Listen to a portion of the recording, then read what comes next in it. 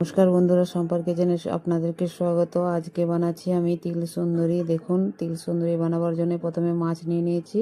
মাছটাকে খুব ভালো করে কেটে নিচ্ছি। খুব ভালো করে কেটে নিয়ে ধুয়ে নেব।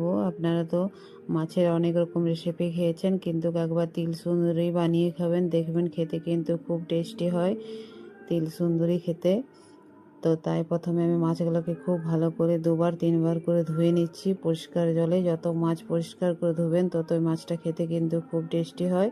আর এটা তাজা মাছ, এটা খেতে খুব টেস্টি, পুকুরের মাছ। দেখুন, আমার মাছটা খুব ভালো করে ধোয়া হয়ে গেলে এরপর আমি এটাতে নুন হলুদ মাখিয়ে রেখে নেব।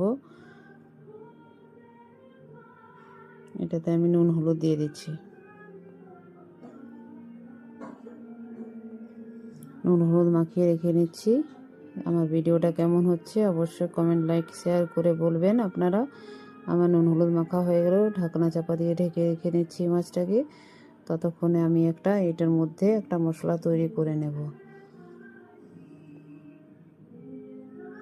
দেখুন, এই তিল সুন্দরী বানাবার জন্য তিল লাগবে। তো প্রথমে মিক্সার জারে তিল নিয়ে নিয়েছি। তিলের পর আমি এটার মধ্যে 4-5টা কাজু নিয়ে নিলাম। কাজু নেওয়ার পর পোস্ত নিয়ে নেব। 4 চামচ তিল দিয়েছি, তো 2 চামচ পোস্ত দেবো। যতটা তিল নেবে তত তার অর্ধেক পোস্ত দিতে হবে। পোস্ত দেওয়ার পর এর মধ্যে দিয়ে দেবো কাঁচা লঙ্কা। কাঁচাটা লঙ্কা দেওয়ার পর একটু জল দিয়ে এটাকে একটা মশলা তৈরি করে নেব।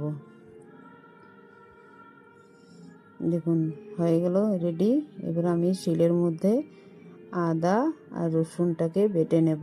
এটাতে আমি বাটা মশলা ব্যবহার করছি। বাটা মশলা দিলে কিন্তু খেতে খুব টেস্টি হয়। পুরোনো দিনে তো সব শিলে বাটাই হতো, এখন তো সবাই শিলে বাটে না কেউ। এখন তো শিল সবার ঘরে উঠেই গেছে, তাই আমি শিলে বেটে নিচ্ছি। এদিকে কড়াইতে তেল গরম হয়ে গেছে, মাছটাকে দিয়ে দিচ্ছি। আজকে আমি উনুনে বানাচ্ছি। দেখুন, উনুনটা আমার জ্বলছে। সব মাছগুলোকে একের পর এক দিয়ে ভেজে নেব লাল লাল করে। এটা একটা ইউনিক রেসিপি, তিল সুন্দরী। দেখুন, আমার মাছটাকে সব ভাজা হয়ে যাচ্ছে, লাল লাল করে একে একে ভাজছি। ছোট মাছ খেতে কিন্তু খুব টেস্টি হয়, তাই আপনারাও একবার বানিয়ে খাবেন। দেখুন, ভাজা হয়ে গেল, মাছটাকে আমি তুলে নিচ্ছি।